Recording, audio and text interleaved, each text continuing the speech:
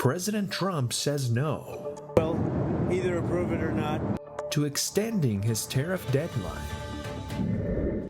How to grow savings. Recent indicators suggest that growth of economic activity has moderated. Amid increasing interest rates.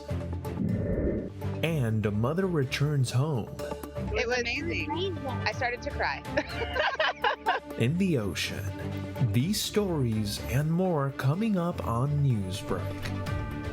Good morning, South Florida. Thank you so much for joining us. I'm Valentina Gaspar. Yes, thank you for waking up with us. I'm Nicolette Esper. Today is Thursday, July 31st, 2025. Live from the Lee Caplin School of Journalism and Media in North Miami, this is Caplin News. Student loan concerns in the wake of President Trump's signature bill. The new federal reform, nicknamed the Big Beautiful Bill, is already transforming the educational landscape in the United States. Among its many consequences are the elimination of key loans and strict limits on financial aid, especially for those looking to pursue graduate studies. Our DC Bureau reporter Laura Iglesias explains how these measures are already affecting students across the country. I'm standing outside of the U.S. Capitol where this reform was passed. Now, many students that were aspiring to earn a master's or a PhD degree are facing a new reality, more financial obstacles and less federal support to achieve their professional goals.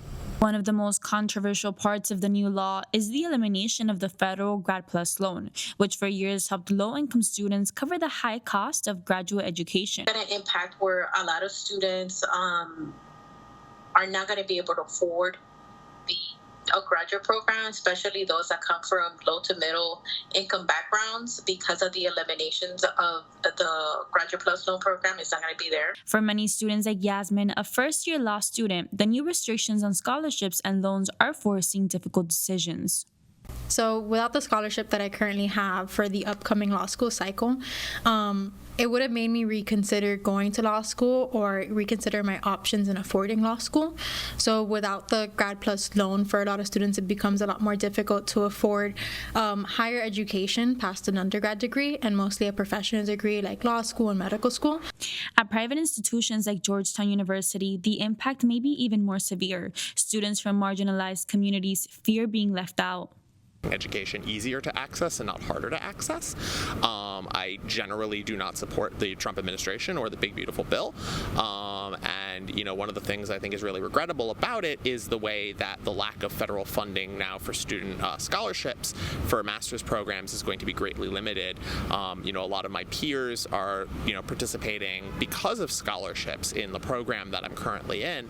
And it makes me really sad to think that, you know, they're now going to be struggling even harder to be able to afford to come to Georgetown because of the changes. Experts like Michelle Trochet say that the problem goes beyond just one loan. The new system redefines who can realistically afford to study. The biggest, I think, major shift is who can afford to pay for college, right? If you don't have the money flat out, you don't have the scholarship, for many, loans was that additional option. Obviously, some people, they have family that can help them. They can help put themselves through school. But as you know, especially with our students at FIU. Although the government claims that the new law aims to control student debt, more and more voices argue it's shutting the door on those who need it the most. With the new legislation fast approaching, thousands of students are facing an uncertain future. And for many, the dream of graduate school now seems out of reach. Reporting from outside the Capitol and for Caplin News, I'm Laura Iglesias. Interest rates will remain high this morning after the Federal Reserve announces that they will not lower interest rates. With rates remaining around 4 to 4.5%, it will continue to remain expensive to take out loans. However, there is a positive side. Increased rates mean that money in your savings account will grow quicker. This is not a bad time to be putting your money towards investments to let it grow. One thing to watch out for is that banks can change the amount of interest you earn and that different banks have different rates. This morning, hundreds of countries will learn their fate with the United States when it comes to trade after President Trump's pause on his so-called reciprocal tariffs ends tomorrow. At least 7 trading partners have reached a framework for a trade deal with the United States, as Trump said in a social media post that the deadline will not be extended. This comes after trade negotiations with China are ongoing after the country agreed to temporarily lower tariffs on American goods from 125% to 10%. While the United States agreed to lower tariffs on Chinese goods from 145% to 30%. Trump spoke with the Secretary of the Treasury, Scott Bessent, about the specific negotiations with China. Either approve it or not, but he felt very good about the meeting. The current deadline for a deal with China is August 12, but if there's not an agreement by then, historic tariffs on each other's imports could once again go into effect. Boxes of popular vodka seltzer is being pulled from shelves here in Florida and in other states after a serious labeling mistake. Celsius energy drinks and High Noon are canned at the same facility, and some Celsius cans were accidentally set down the wrong assembly line. They ended up being filled with vodka seltzer and placed in packages of High Noon Beach variety packs. The recall affects products sold in Florida, New York, Ohio, and Wisconsin. Well, a high-tech initiative showed how explosive detectors, trained canines, and robot dogs could help us respond to real-life emergencies. Caplin News reporter Paola Civignano was at some of the training exercises, and she shows us what this simulation holds for the future of security. High-tech sensors, spawn-sniffing dogs, and this robot by my side. And this might look like something from science fiction, but it's actually FIU's real response to modern-day threats. The Global Forensic and Justice Center at FIU is partnering with Alakite Defense Systems to run a multi-scenario simulation series. Designed to prepare for real-world emergencies, these exercises bring together law enforcement, bomb technicians, and cutting-edge tech like the Argo sensor and Dogbot robot. So the idea is not to replace detector dogs, but to augment them with electronic sensors. So we're working with the FIU Police Department that have bomb dogs. And then we have new technology working with a partner, Alakite Defense, where they can detect from 15 meters away the explosive particles to confirm the dog alert and also to identify what the explosive is. In each drill, the Dogbot works alongside bomb-sniffing canines and a long-range Argo sensor, capable of identifying explosive materials from up to 50 feet away. What's the goal? Speed up response while keeping first responders at a safe distance. I have 15 years as a public safety bomb technician, and I will capitalize on my knowledge from that position to bring a sense of realism, especially on the tech side, to these concepts of operation. These scenarios can range from airport threats to stadium bombings, mirroring the types of high-risk incidents agencies may encounter. For participants, it's not just practice, it's preparation. Well, I feel like we've all seen robo-dogs on YouTube or on the news or something like that, so not many people, I don't think, have seen them actually in person work. So just even shooting some video and some B-roll for myself was really interesting, and watching, how when they lock eyes on you and it's like, oh my God, is it going to shoot me? The laser. So it's almost like a little disconcerting, but also I feel like it's only a matter of a few years before we are seeing a lot of these kind of robots on campus. FIU isn't just hosting drills, it's shaping how first responders prepare for real threats. For Caplin News, I'm Paola Civignano. Well, that's an exciting project. I think that'll definitely be interesting to see some robots on campus, right? Definitely weird, but I think we'll get used to that. Yeah, absolutely. Switching over the Marlins, we're looking to see if another series win could be in the cards. That's still ahead, and so is the story. It was amazing. I started to cry.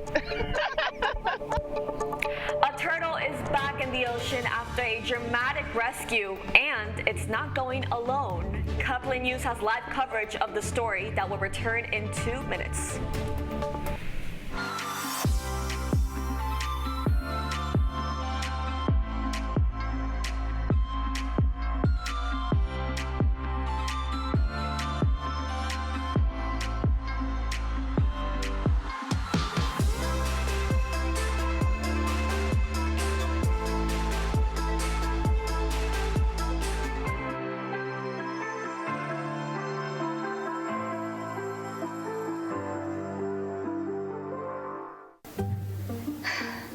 really use a new tablet. I just don't have the money.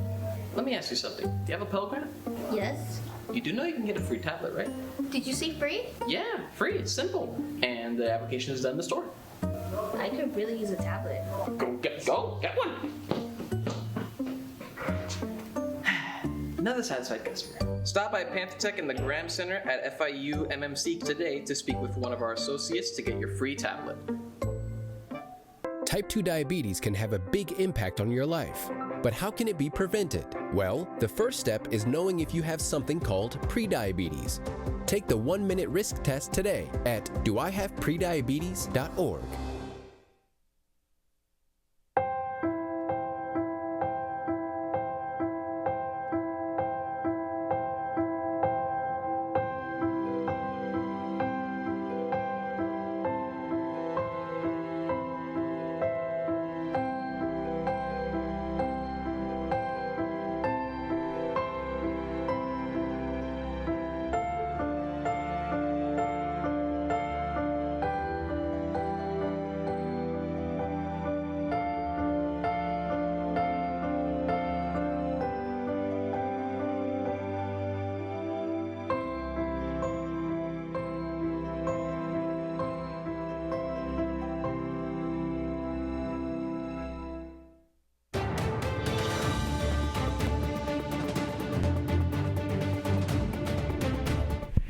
Ready for a release, a marine animal is set to go back home in the ocean.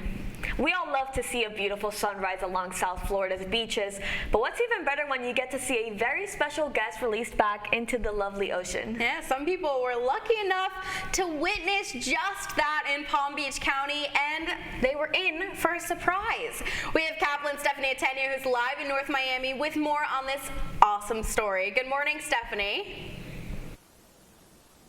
Good morning, Nikki, Valentina. I'm here in North Miami, but about an hour north in West Palm Beach, a sea turtle named Pennywise was capturing hearts as she was released back to the ocean in front of a massive crowd.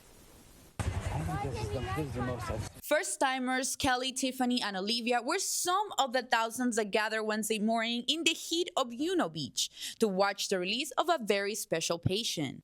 It was amazing. I started to cry. Pennywise is a 300-pound adult sea turtle and arrived at Loggerhead Marine Life Center on May 18.